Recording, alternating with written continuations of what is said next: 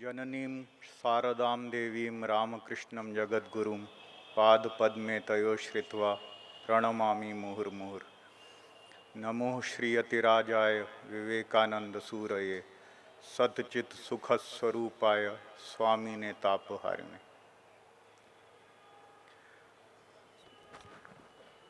मंच पे विराजमान परम श्रद्धेय स्वामी विष्णुपादानंद जी, परम श्रद्धेय स्वामी नित्य ज्ञानानंद जी, परम श्रद्धेय स्वामी राघवेंद्रानंद जी महाराज एवं हमारे इंदौर के ही आश्रम के प्रधान परम श्रद्धेय स्वामी निर्विकारानंद जी महाराज, आप सबको प्रणाम। एवं दर्शक दीर्घा में बैठे अन्य अन्य सन्यासी एवं ब्रह्मचारी वृंद, आप सबको श्रद्धापूर्ण नमस्कार। और आप सब मित्र जो सुबह से यहाँ आए हुए हैं, सुबह से 8-9 बजे से कई सारी हमने वक्तृता सुनी, बहुत सारा मन में अनुप्रेरणा आप सब लोगों के मन में आई होगी। इतनी सारी अनुप्रेरणा की धारा हमने जो मिली स्वामी विवेकानंद के भावादर्श सुनकर, तो ये मैं आज अंतिम वक्ता हूँ दिन भर में।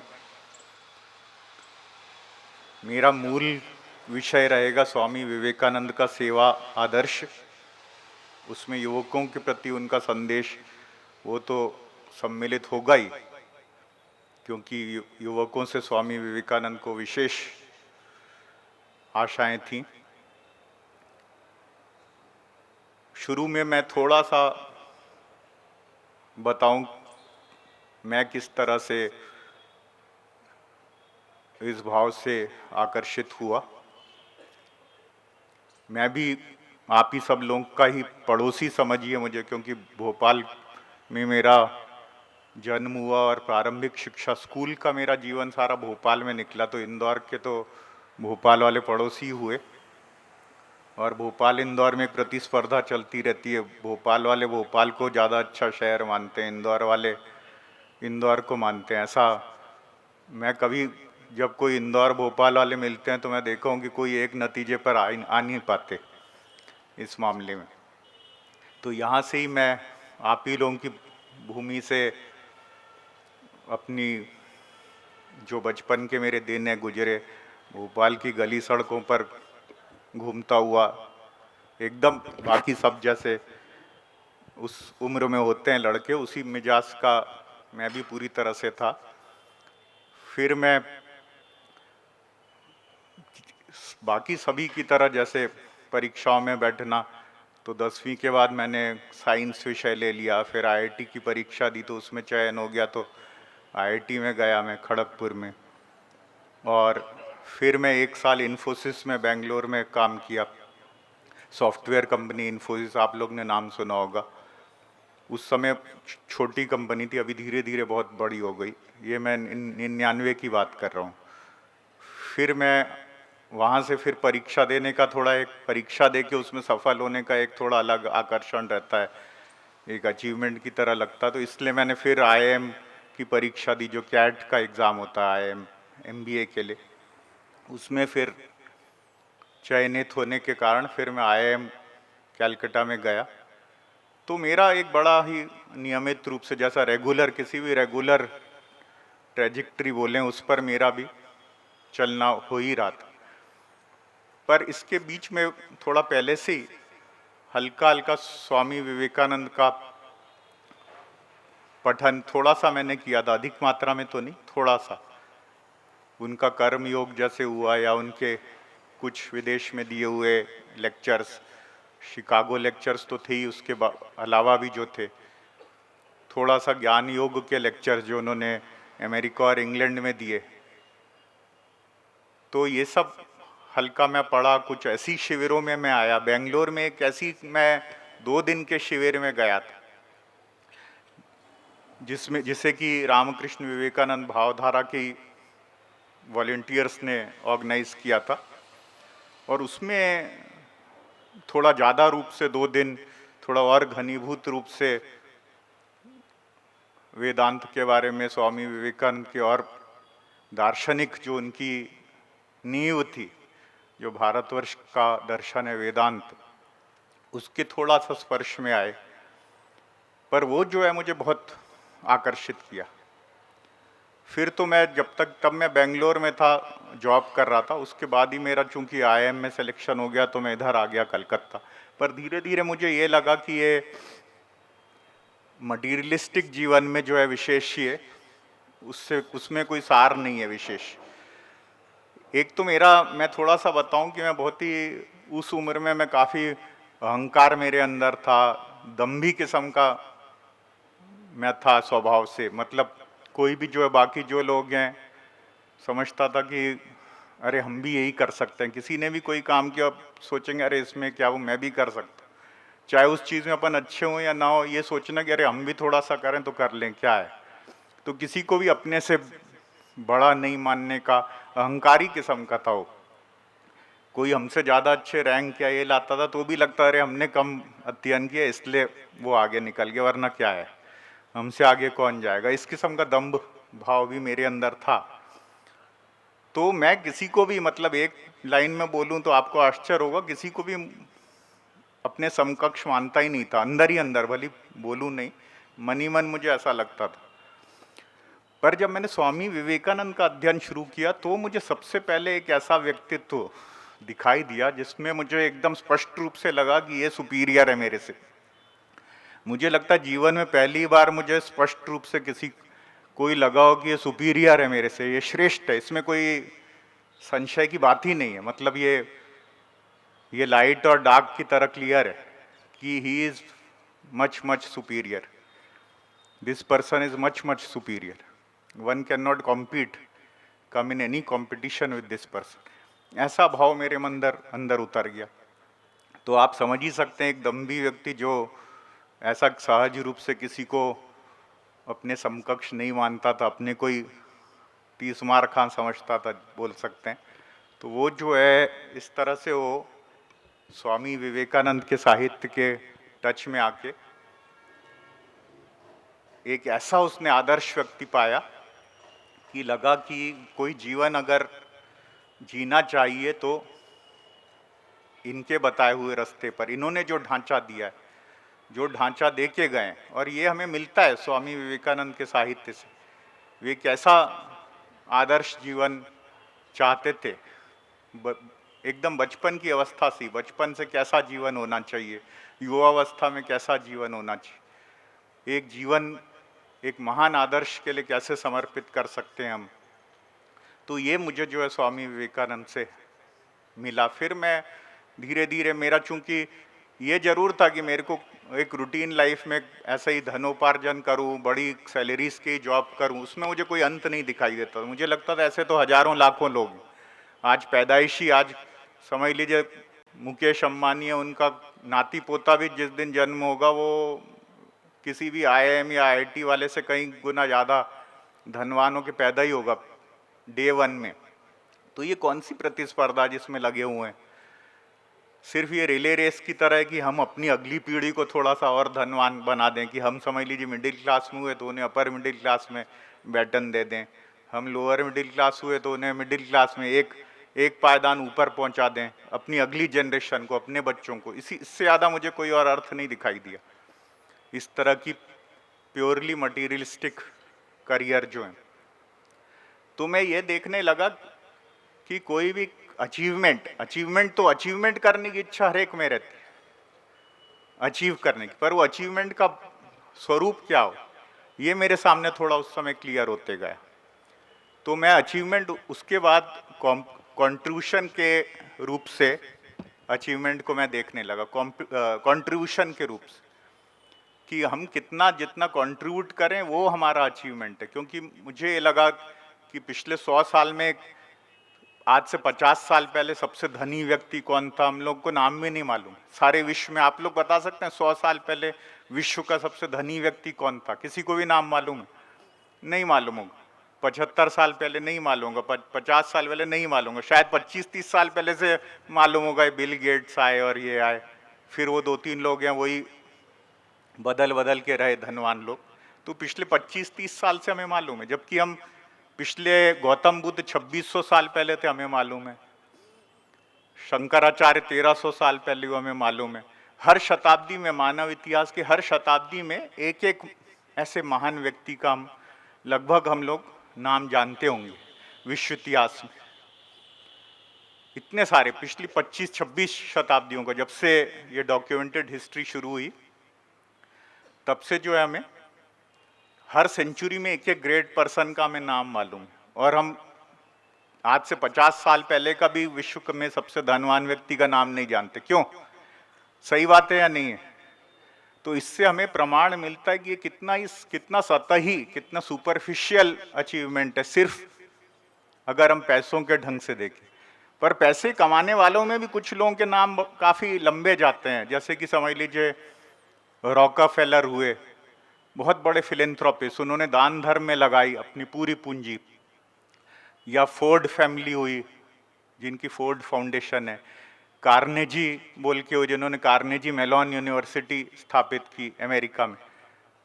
तो ऐसे ऐसे हम लोग सुनते हैं, पर वो सिर्फ धनी थे इसलिए नहीं, उन्होंने क्या कंट्रीब्यूशन किया इसलिए। और आज के समय में भी हम सुनते हैं, यही बिल गेट्स के बारे में, वॉरेन बफेट आप लोग ने सुना होगा, जिन्होंने बहुत सारी अपनी संपत्ति का बहुत बड़ा अंश दूसरों की सेवा में, चैरिटी में देने का फैसला किया। इसलिए इनका नाम बहुत लंबा जाएगा, इसलिए नहीं कि वो एक समय में दुनिया में सबसे धनी थे, उस कारण से तो उन्हें बहुत जल्दी भुला दिया जाता। पर उनका वे भी समझते हैं कि हमारे जीवन का असली अर्थ, इस लेवल पर आकर भी हमारे जीवन का असली मीनिंग, डीपेस्ट मीनिंग जो है वो क्या हम इम्पैक्ट करते हैं लोगों के जीवन में, एक गहरी लेवल पर लोगों के जीवन में इम्पैक्ट, उसी से हमारे जीवन की सार्थकता आंकी जाएगी और हमें भी उसकी संतुष्टि तभी मिलेगी। तो ये भाव मेरे अंदर आके मैंने भी इस ढंग से फिर जो है कोई और जॉब नहीं करने का फैसला किया कॉर्पोरेट सेक्टर में, और छोटे लेवल पर मैंने एक संस्था शुरू की जो परम श्रद्धेय महाराज ने सुबह एक इंट्रोडक्शन में बताया था।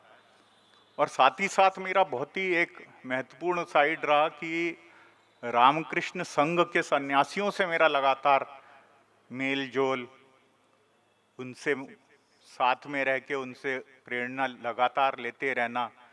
चूंकि मैं बंगाल में किया तो एक लाभ मुझे नेचुरली हुआ कि बेलूर मठ के मैं करीब हो गया, तो लगातार बेलूर मठ में जाना, वहाँ बहुत सारे सन्यासियों से घनिष्ठता से उनसे आशीर्वाद लेना, उनको भी वो मेरे सब हमारे सेवा आश्रमों में, केंद्रों में वे भी आने लगे, और उनसे लगातार एक कंटिन्यूअस कांटेक्ट बनाकर उससे लगातार एक प्रेरणा की धारा मिलती रही। यह भी बहुत ही महत्वपूर्ण अंग होता है, जिसे साधु संघ बोलते थे श्री रामकृष्ण। साधु संघ जो है आध्यात्मिक जीवन में और किसी भी तरह के अपने चरित्र उत्थान के जीवन में बहुत ही ज़्यादा महत्व रखता है, वो एक चीज़। और जब हमें संघ नहीं उतना सहज रूप से मिलता, समझ लीजिए रेडीली अवेलेबल ना हो, कहीं ऐसी जगह जहाँ है नहीं कोई ऐसा आश्रम या आध्यात्मिक व्यक्तित्व, तो भी ये साहित्य उसी का सब्स्टिट्यूट हो जाता है एक ढंग से। हम जो आध्यात्मिक साहित्य पढ़ते हैं उससे जो है एक सत्संगी का रूप है वो। तो मुझे जो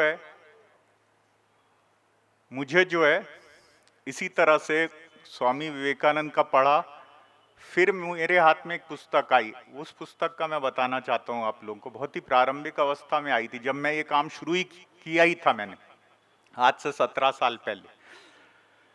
तब जो है वो थी monastic disciples of Swami Vivekananda. Swami Vivekananda के सन्यासी शिष्यों की 13 ऐसे सन्यासी शिष्यों की कहानियां थी उसमें। स्वामी विवेकानंद, श्री रामकृष्ण के शिष्यों की भी एक बहुत ही श्रेष्ठ ग्रंथ है, दे लिव्ड विद गॉड और गॉड लिव्ड विद देम से, के नाम से, जो श्री रामकृष्ण के गृहस्थ भक्त एवं सन्यासी शिष्यों की जीवनियाँ हैं, किस तरह उनके जीवन परिवर्तित हुए। पर मैं जो स्वामी विवेकानंद के सन्यासी शिष्यों की जीवनी की किताब की बात कर रहा हूँ, monastic disciples of Swami Vivekananda, यदि इधर बुक स्टोर में मिलती हो तो मैं आग्रह करूंगा कि आप लोग भी अवश्य देखें या लें उस पुस्तक को। उसमें ऐसे युवकों की थी जो बड़ी साधारण थे, कोई 20 साल 22 साल की उम्र में स्वामी विवेकानंद के संस्पर्श में आए और किस तरह से स्वामी जी के थोड़ा सा कांटेक्ट में आने से उनका पूरा जीवन बदल गया।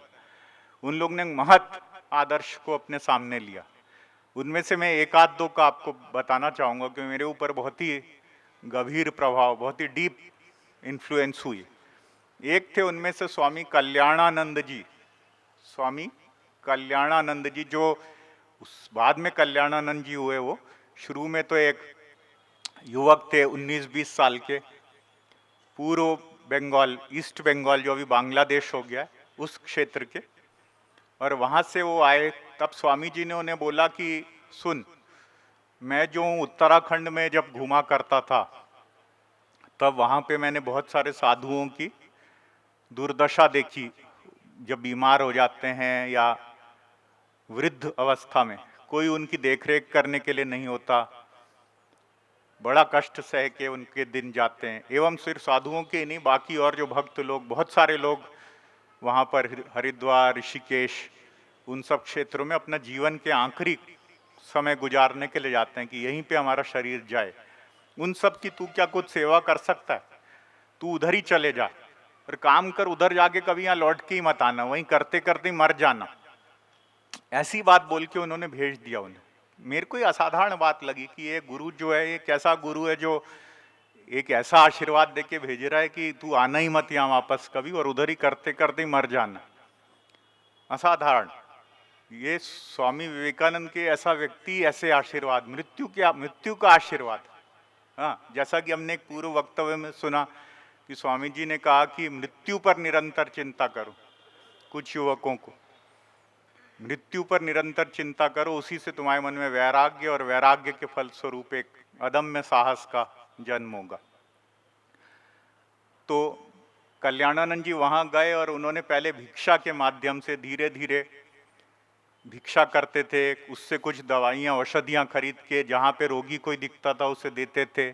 हरिद्वार से ऋषिकेश प्रतिदिन 24 किलोमीटर जाते थे पैदल और वापस शाम को आते थे, उतना ही। कई घंटे पैदल चलना पड़ता उन्हें, सोच ही सकते हैं आप।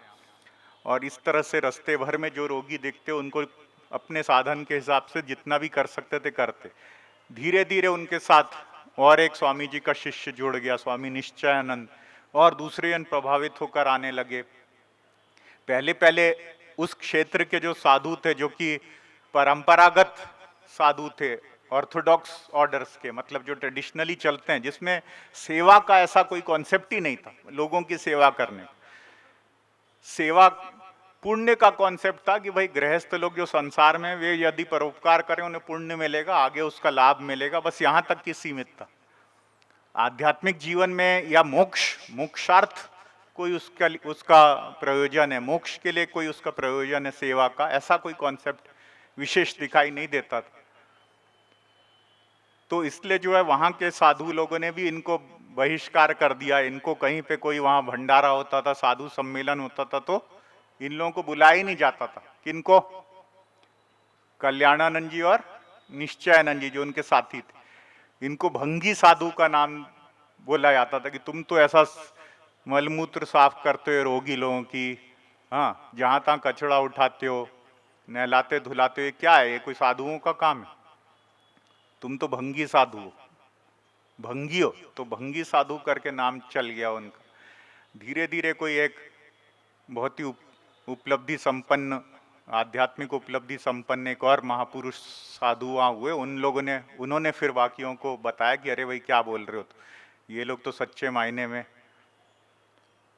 बहुत ही उच्च आध्यात्मिक कार्य कर रहे हैं, मनुष्य में ईश्वर को देखते हुए सेवा कर रहे हैं, जो स्वामी विवेकानंद का संदेश था कि मनुष्यों में क्या देखते हुए? दिव्यता देखते हुए, ईश्वर देखते हुए, ब्रह्मत्व देखते हुए उसकी सेवा करना।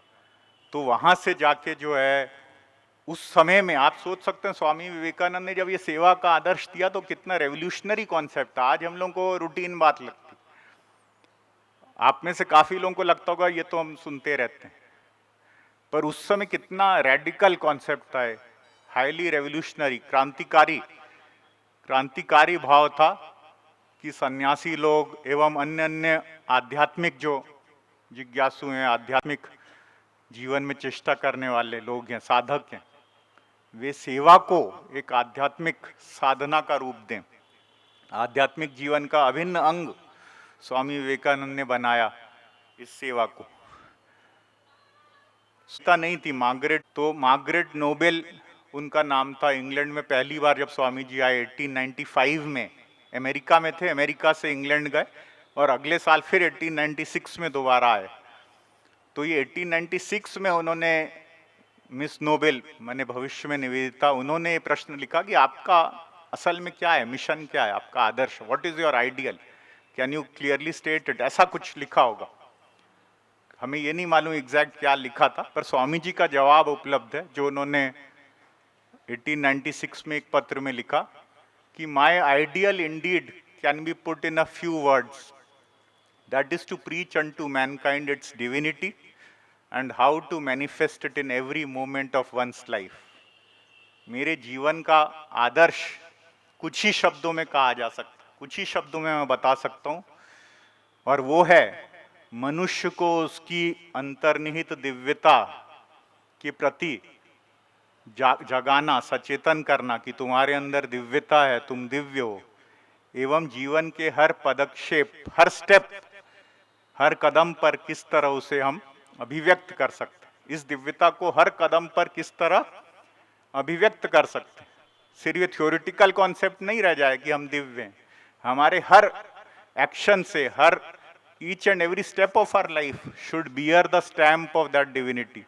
उस डिविनिटी की मोहर लगी हुई दिखाई देनी चाहिए, उस दिव्यता की मोहर दिखाई देनी चाहिए। तो my ideal indeed can be put in a few words, that is to preach unto mankind its divinity and how to manifest it in every movement of one's life। ये स्वामी जी ने बड़े ही क्लियर रूप से कहा। अब इसके बाद एक प्रश्न आता है कि ये डिविनिटी क्या है। बहुत बार सुनते हैं हम लोग दिव्यता, मनुष्य के अंदर दिव्यता है, हमारे अंदर दिव्यता। हम लोग सोचते हैं तो क्या हमें लगता है हमारे अंदर दिव्यता है? बहुत बार खुद ही नहीं लगता कि कोई दिव्यता है, या है क्या मतलब है दिव्यता से? नहीं। स्वामी जी के हिसाब से जहां तक मैं समझाऊं, असल में ये इन्फिनिट्यूड, जो असीमता की बात स्वामी जी कहते थे, there is infinite within you, असीम। तो जो भी चीजों को समझ लीजिए आप लोग या हम लोग अच्छा श्रेष्ठ गुण समझते हैं, समझ लीजिए पवित्रता, निस्वार्थता, सेल्फलेसनेस, प्योरिटी, सर्विसफुलनेस, सेवा भाव, हाँ, लव, केयरिंग नेचर, इतने जो भी ये सब जो सद्गुण हैं, उन सबको अभिव्यक्त करने की असीम कैपेसिटी हमारे अंदर है। We have got infinite capacity to express all these whatever we hold good and great in our lives. जिस भी चीज को हम एक अच्छा गुण मानते हैं, वो सब करने की हमारे अंदर इन्फिनिट कैपेसिटी। मुझे तो ये लगता है कि डिविनिटी से अर्थ ये है, हम इसका मतलब ये कि हम लोग कई बार ऐसा लिमिट बना देते हैं कि हम यहीं तक कि हमारी इतना ही हम कर सकते हैं दूसरों के लिए, इससे ज्यादा नहीं। क्यों? या इतना ही हम स्नेह दे सकते हैं, हाँ, अपने बच्चे, अपने माता पिता, अपने इमीडिएट फैमिली में दे सकते हैं, उसके बाहर में अब खास कुछ नहीं रहेगा या लिमिट रहेंगे। मैं इतना ही सेल्फलेस रह सकता हूँ, इससे ज्यादा तो नहीं, उतना तो मुझे तो अपना भी सोचना है। नहीं तो कोई ना कोई हम लिमिट्स बना लेते हैं या नहीं? क्यों बना लेते हैं ना? इतना ही मैं, इससे ज्यादा प्योरिटी संभव नहीं है, इससे ज्यादा कंसंट्रेशन मेरे लिए संभव नहीं है। हर चीज में हम एक लिमिट बांध लेते हैं। तो ये डिविनिटी का अर्थ यही है कि ये सब लिमिट हमारे एक भ्रांति है, हमारा भ्रम है, ये हमने अपने ऊपर आरोपित कर ली। असल में जो है इन्फिनिट कैपेसिटी है ये सब डेवलप करने की, असीम लिमिट तक, कोई लिमिट ही नहीं जिसकी, असीमता तक हम डेवलप कर सकते हैं, असीमता तक इसे एक्सप्रेस कर सकते हैं। डेवलप मतलब एक्सप्रेस, वो एक्शंस में दिखाई दे। समझ पा रहे हैं ना क्या बोल रहा हूं? तो ये जो है डिविनिटी से स्वामी विवेकानंद का अर्थ, और इसलिए उन्होंने कहा कि ये जो इन्फिनिट कैपेसिटी है, इन्फिनिट पोटेंशियल है, ये सब to be infinitely selfless, to be pure, to be loving, to be caring, to be serviceful, ये जो है हर स्टेप ऑफ लाइफ में दिखाई दे। ये आध्यात्मिक जीवन यही है, इन सब गुणों को ज्यादा से ज्यादा विकसित करना, और सभी की शुरुआत है। इसमें कोई ऐसा नहीं है कि एक मुकाम है, तो कंटिन्यूअस रेस है। जब मन में आ गया और सचेष्ट हो गए तो वहीं से डेवलप करना अपने अंदर शुरू करें। स्वामी जी विशेष रूप से बोलते थे कि ये यूथ जो है, यंग लोग जो हैं, इस उम्र में सबसे ज्यादा तेजी से डेवलप हो सकता है। ये क्लियरली कहा उन्होंने। It is then that the power of purity, power of meditation, power of selfless actions सबसे ज्यादा तब आता है in when you are young. Clearly बोला स्वामी जी ने। श्री रामकृष्ण ने भी अपने अधिक से अधिक शिष्य जो हैं युवकों में चुने, और स्वामी विवेकानंद ने तो जगाए युवकों को। तो ये युवा अवस्था जो है इसके लिए मोस्ट सूटेबल है, ये आप जान के रखें। इस समय ये भाव अपने अंदर स्वामी जी के टच में आ जाएंगे, और स्वामी जी की धारा, विवेकानंद की भाव को अपने अंदर थोड़ा भी ले लेंगे, उससे बहुत ज्यादा जो है आपके अंदर बदलाव आ जाएंगे। मैं अभी यहीं पे देवास क्षेत्र में एक गांव का लड़का जो है से मेरे टच में आया। वो खुद जो है पहले मुझे बताया कि वो पहले किस तरह जो है दवाइयाँ लेके, नींद की दवाई लेके सोना पड़ता था, उस नींद की गोलियाँ। बोलने लगा कि मैं तो डिप्रेशन में रहता था, क्योंकि सब लोग बोलते थे यार तेरा कुछ नहीं होगा, क्या है तू नालायक, ऐसा कर करके हीन भावना उसके मन में भरते थे। फिर उसने विवेकानंद का अध्ययन शुरू किया। मैं यहीं के एक लड़के का बता रहा हूँ, आपके पास के ही एक गांव का, ग्रेजुएट है, पर जो उसके मन में ऐसी हीन भावना भर दी। फिर उसने विवेकानंद अध्ययन शुरू किया। फिर उसने देखते ही देखते वहां पे सेल्फलेसली सेवा कार्य कुछ शुरू कर दिए। गरीब बच्चों को इकट्ठा किया, आदिवासी बच्चे आसपास के गांव के, उनके लिए एक केंद्र स्थापित किया। फिर वो उसकी विवाह भी उस दौरान हो गया, क्योंकि गांवों में ऐसी हो जाता है, घर वाले कर देते हैं, पर उससे कोई डिस्टर्ब नहीं हुआ। उसकी पत्नी को भी उसने इस भाव में इंस्पायर कर दिया। उसे भी स्वामी जी का, ठाकुर का, शारदा देवी के ग्रंथ पढ़वाने शुरू किए, और अभी उसकी पत्नी भी वहाँ पे वहाँ की लड़कियों के लिए, महिलाओं के लिए कई सारे ऐसा लाइवलीहुड ट्रेनिंग, जिससे कि इनकम जनरेट हो, ऐसी ट्रेनिंग सेंटर शुरू किए। तो ये जो है, ये साधारण से साधारण जन जो हैं, किस तरह से स्वामी जी के मैसेज के आने से, के टच में आने से एकदम बदल जाता है। स्वामी जी ने कहा था कि never forget somewhere there is an ideal you. ये बात ध्यान से सुनिए, never forget somewhere there is an ideal you and try to express that. कहीं ना कहीं एक आपका आइडियल वर्जन, आपका एक आइडियल वर्जन मौजूद है कहीं ना कहीं आपके मन में। आप उसके ऊपर मेडिटेट करिए, आपका ये आइडियल वर्जन क्या है। हाँ, और रोज जो है आप ये सोचिए कि क्या मैं अपना वो आइडियल वर्जन लिव कर रहा हूँ, क्या जो मेरा बेस्ट पॉसिबल वर्जन है वो मैं कर रहा हूँ। किसी भी उसमें हो सकता है किसी समय में कर रहे हो जब मूड अच्छा ही है, पर थोड़ी सी नेगेटिवनेस आ गई, किसी ने कुछ बोल दिया, किसी से मन खराब हो गया, ऐसे होते हैं मौके, तब हम स्लिप हो जाते हैं। उस किसी ने खराब कहा तो हम भी भूल गए हमारा आइडियल वर्जन प्रेजेंट करना, हम भी फिर जवाब में वैसे ही बिहेव कर देते हैं। बाद में लगता है यार ये मैंने ठीक नहीं किया, मतलब अपने ऊपर ही शर्मिंदगी होती है नहीं। ग्लानि भाव आता है कि ये ऐसा नहीं भी कर सकता था, मेरे हाथ में था ये मेरा बेस्ट वर्जन देना, पर मैंने अपना बेस्ट वर्जन प्रेजेंट नहीं किया। तो हमेशा ये सोचिए कि मैं किस तरह से अपना क्या दूंगा, बेस्ट वर्जन। स्वामी जी ने कहा never forget somewhere there is an ideal you and try to express it. उसको जो एक्सप्रेस करना है। आप लोग ने सुना ही पूर्व वक्तव्यों में कि स्वामी जी ने कहा कि त्याग एवं सेवा भारत के राष्ट्रीय आदर्श हैं। ये बात सुनी है आपने पहले, आज वक्तव्य में भी आई, पूर्व वक्तव्य में, पर स्वामी जी की बड़ी प्रसिद्ध लाइन है ये, renunciation and service are the national ideals of India. ठीक है, त्याग वैराग्य, रिनंसिएशन एंड सर्विस। तो ये भी एक सोचने की बात है, उन्होंने त्याग और सेवा दोनों को क्यों बोला, सिर्फ सेवा ही क्यों नहीं? क्योंकि मैं स्वामी विवेकानंद के सेवा आदर्श पर बोल रहा हूं, इसलिए बात महत्वपूर्ण है। क्योंकि स्वामी जी जानते थे, बहुत ही भली भांति जानते थे कि बिना त्याग के, बिना त्याग भाव के उच्च सेवा, सच्ची सेवा, आध्यात्मिक रूप से जो हमें गति दे, ऐसी सेवा वो संभव नहीं है। आपको आश्चर्य होगा, जब वेस्ट में गए स्वामी जी, उनकी सेकंड विजिट, 2 बार स्वामी जी पश्चिम में गए।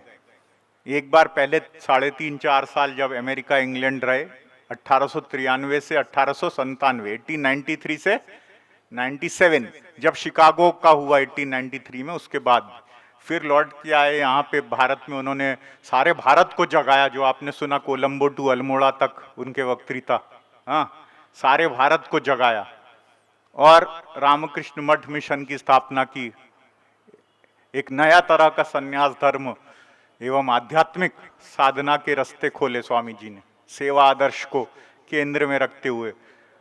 हाँ, आत्मनु मोक्षार्थम जगत हिताय च, यह ध्येय वाक्य देते हुए, जो कि सिर्फ रामकृष्ण संघ का ही नहीं, हर व्यक्ति के जीवन का ध्येय होना चाहिए। आत्मनु मोक्षार्थ जगत हिताय च, अपने मोक्ष के लिए एवं जगत के हित के लिए, दूसरों की कल्याण के लिए, ये हमारे जीवन का हो। तो इस तरह से उन्होंने किया। और दूसरी बार वे पश्चिम में गए 1899 में, तब जो है पश्चिम में पर ये लोगों का कैसे मंगल हो, ये सब पे काफी ध्यान था उस समय, भारत की अपेक्षा कहीं ज्यादा था वहां।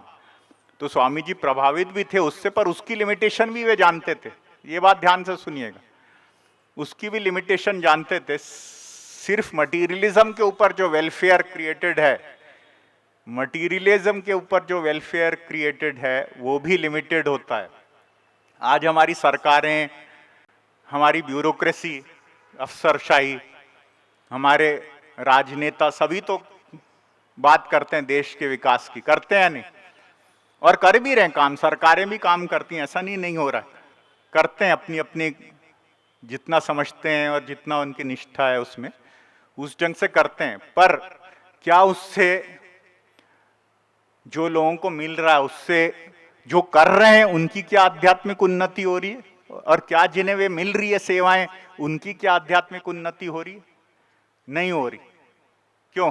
हो सकता कहीं कहीं पे मटीरियलिस्टिक वेलफेयर मिला हो, कुछ घर बन गए, कहीं चिकित्सा हो गई, ठीक है ना, पर उसमें आध्यात्म का तो कोई स्थान दिखाई नहीं देता, ना करने वालों के मन में, ना लेने वालों के मन में कोई जुड़ाव आया आध्यात्मिक चेतना से। क्यों? तो ये जो है सिर्फ मटीरियलिज्म के ऊपर जो वेलफेयर एक्टिविटी रहती है, वो बहुत ही लिमिटेड हो जाती है, चाहे वो सरकार से हो, चाहे कोई संस्थाएं करें, एनजीओ करें, चाहे इंडिविजुअल करें, उसमें अगर स्पिरिचुअलिटी नहीं है। इसीलिए स्वामी जी जब, जो मैं बोल रहा हूं, पश्चिम में गए जब द्वितीय बार, एक बड़ी अद्भुत उन्होंने वक्तव्य में एक बात कही, ये बात चौंकाने वाली है, बड़ी अजीब लगेगी। उन्होंने कहा कि even if you build 20,000 roads and 50,000 hospitals, you will still die a dog's death if you do not realize that you are the Atman. आप लोग 20,000 सड़कें बना लो अपने देश में, 50,000 अस्पताल बना लो, तो भी उसके बाद तो आप समझिएगा, मैंने इंग्लिश में बोला, हिंदी में क्या बोलूं, स्वामी जी बहुत ही कठोर जगाने वाली भाषा बोल देते थे कई बार। You will still die a dog's death unless you realize that you are the atman. जब तक कि अपने आप को शरीर ही समझोगे तुम, डॉग्स डेथ ही तुम्हें मिलेगी। हाँ, a dog suffers when it dies because it thinks it is matter and so it is going to get dissolved। ये स्वामी जी के शब्द हैं, आगे के शब्द उसी वक्तव्य।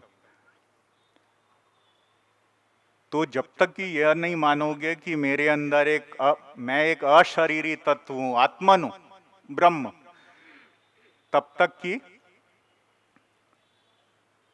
ये जो भी वेलफेयर एक्टिविटी है, डेवलपमेंट एक्टिविटी, इनकी भी लिमिटेशन रहेगी। तो स्वामी जी एक हायर ह्यूमैनिज्म चाहते थे, हायर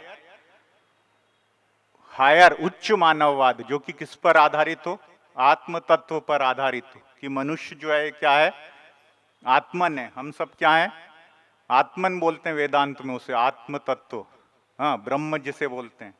हम ये शरीर नहीं है, you are not this matter, you are not this body, matter is your servant, not you the servant of matter, Swami ji Chicago के एक लेक्चर में बोलते हैं।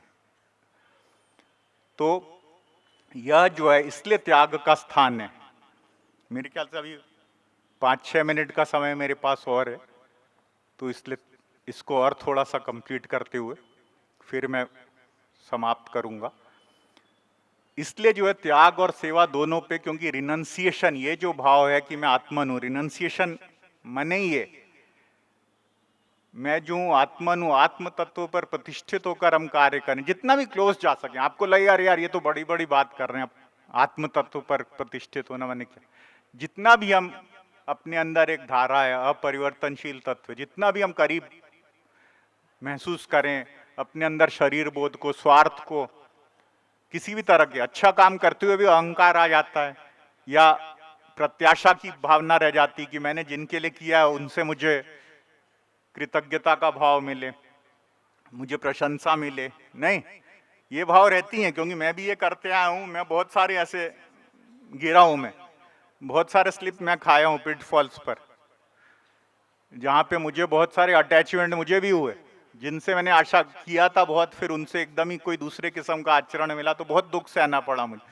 तो बार बार घूम घूम के मैं स्वामी जी के पास ही आया कि भाई ये जो है जिनके लिए भी कर रहे हैं उनसे भी अपने को आशा नहीं रखनी है कि हमारे लिए कोई कुछ सोचेंगे, कृतज्ञता का भाव दिखाएंगे। हो सकता है निंदा ही मिले जवाब में, निंदा ही सुनने को मिले, बहुत ज्यादा हो सकता है, क्या अधिकतर ऐसा होगा। तो उस सबको करते हुए चलना है, तभी तो ये साधना है, वरना क्या है, वरना तो सरकार भी कर रही है, जैसा कि मैंने कहा, अफसर भी कर रहे हैं, नहीं। तो ये आध्यात्मिक रूप से जो सेवा है, जो स्वामी विवेकानंद का सेवा आदर्श है, उसमें त्याग और सेवा, ये दोनों का, दोनों त्याग की फाउंडेशन पर, त्याग की नींव पर सेवा होनी चाहिए। और त्याग माने यही, किसी भी प्रत्याशा का त्याग, स्वार्थ का त्याग, नाम का त्याग, यश का त्याग। हाँ, नाम यश पे झाड़ू मारो, स्वामी जी ने एक जगह का। स्वामी जी भी ऐसे जोरदार शब्दों से बोलते थे कि एकदम हिल जाते हैं मन। नहीं, ये सब मंत्र हैं एक्चुअली। आपको लगेगा ये कैसा मंत्र है, मंत्र तो संस्कृत में होते हैं, नहीं, ऐसा नहीं। स्वामी जी से निकली, मुंह से निकली हुई हर बात मंत्र है, क्योंकि हमारे अंदर वो जो है हमें आत्म तत्व के करीब पहुंचा देती। जैसे कि नाम यश पर झाड़ू मारो, इतनी जोरदार बात है। मैंने ये ओंकारेश्वर में सफेद कुटिया में एक पोस्टर में लिखा देखा, पहले भी पढ़ा था, पर यहाँ ओंकारेश्वर में सफेद कुटिया में एक लगा है पुराना पोस्टर, उसमें लिखा है नाम यश पर झाड़ू मारो। हाँ, तो अद्भुत। तो इस तरह से ये स्वामी विवेकानंद का सेवा आदर्श है। अब एक छोटी सी बात बोल के फिर मैं समाप्त करूंगा। ये वज्र का एक आइडिया आप लोगों के सामने मैं देना चाहता हूं। वज्र, स्वामी विवेकानंद वज्र को बोलते थे, थंडर बोल्ट, उसे बोलते हैं इंग्लिश में थंडर बोल्ट, ठीक है। इस तरह से होना चाहिए, कड़क, कड़ाकेदार, ठीक है। और सिस्टर निवेदिता ने उस आइडिया को और डेवलप किया। उन्होंने जब एक राष्ट्रीय ध्वज डिजाइन किया, सिस्टर निवेदिता ने सबसे पहले जो राष्ट्रीय ध्वज डिजाइन हुए उनमें से शायद सबसे पहले का सिस्टर निवेदिता का था, जो उन्होंने 1905 में बनाया कलकत्ता में, राष्ट्रीय ध्वज। उस स्वरूप में हमारा नहीं है अभी, पर जो उन्होंने जो डिजाइन दिया था उसमें वज्र जो है, वज्र देखा है आपने कभी, वज्र, वज्र का डिजाइन है, वो जो है उन्होंने नेशनल एम्ब्लेम की तरह लिया, राष्ट्रीय प्रतीक एवं राष्ट्रीय ध्वज। तो वज्र की कहानी ऐसी है कि जब देवताओं और असुरों में युद्ध हुआ, आपने सुनी होगी, देवताओं और असुरों में युद्ध हुआ, उस समय देवता हार की कगार पर थे एक समय।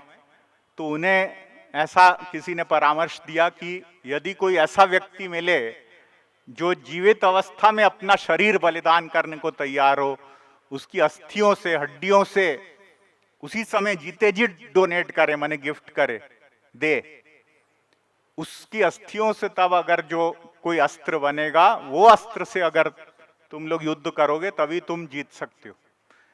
तो वे ये समस्या लेकर दधीची ऋषि के पास गए कि ऋषिवर बताइए ऐसा, ये तो अद्भुत समस्या में आ गए। तो दधीची जो है ऐसे महान थे कि उन्होंने बोला, अरे बस इतनी सी बात, मैं तैयार हूं, मैं देता हूं अपना शरीर। देवता भी हतप्रभ रह गए, पर दधीची जो है एकदम ही प्रस्तुत थे उसके लिए। तो दधीची ने अपना शरीर दान कर दिया, और उनके शरीर से जो अस्थियों से क्या बना, वज्र, और जिसको लेकर हम लोग वो कथा जानते हैं पौराणिक की देवता लोग असुरों पर जयी हुए। तो सिस्टर निविता यही लिखती हैं उसके बाद एक अद्भुत लेख में, जब उन्होंने ये नेशनल एम्ब्लेम के बारे में लिखा कि द वज्र, वज्र क्यों अपराजेय था, इसकी वो व्याख्या करती हैं। क्योंकि वो सेल्फलेस व्यक्ति की सैक्रिफाइस से था। The selfless man becomes an weapon in the hands of God, sister Nivedita बोलती।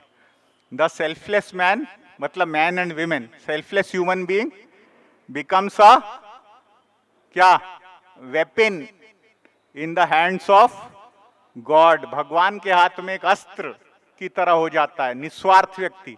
कहने का मतलब कि हम निस्वार्थ, जितना निस्वार्थ बनेंगे भगवान हमें उतना माध्यम बनाएगा।